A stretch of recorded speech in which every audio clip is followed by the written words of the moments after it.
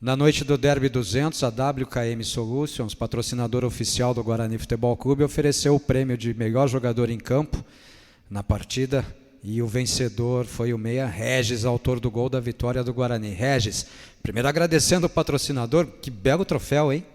Agradecer o reconhecimento dos patrocinadores, né? O pessoal que está sempre aí procurando fazer o melhor pelo clube e estou muito feliz aí pelo prêmio. Obrigadão.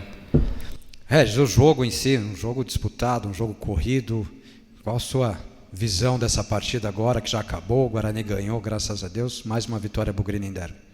Valorizar o grupo, né? A gente sabia da importância, o quanto era importante a gente vencer o Derby, mais ainda pelos 3 pontos, né? Que nos coloca na briga na parte de cima da tabela. E muito feliz, cara, muito feliz por estar fazendo história nesse clube, né, marcando o gol da vitória no Derby 200.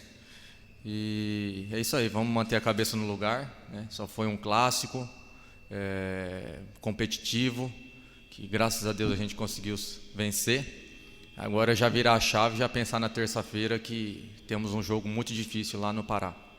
A vitória coletiva, mas o gol foi do Regis, né? Lembra do lance do gol, Regis? Como é que foi? Lembro, perfeito. O Carlão veio conduzindo a bola, né? Eu percebi que ele estava com espaço para carregar mais. Houve uma abertura ali na zaga deles. Eu tenho essa característica de pisar na área. E ele deu um belo passe aí para mim estar concluindo em gol. Sua mensagem aí para o torcedor agora do Regis, feliz pela vitória no Derby, chamando também para nos apoiar sempre pelas redes sociais do jeito que for possível no restante do campeonato. Regis. Agradecer ao torcedor que tem nos apoiado, que tem sempre mandando mensagem positiva, né? Dizer para eles que Campinas continua verde e isso não vai mudar. E muito feliz e contamos com vocês aí pro decorrer do campeonato, para que a gente possa estar buscando os nossos objetivos, que com certeza vocês junto com nós fazem a diferença. Regis, parabéns pela partida, parabéns pelo gol, parabéns pela vitória, muito obrigado. Agora bom descanso, porque a gente tem uma barca amanhã para Belém. Isso aí, obrigado a todos pelo carinho, pela torcida e vamos por mais, né?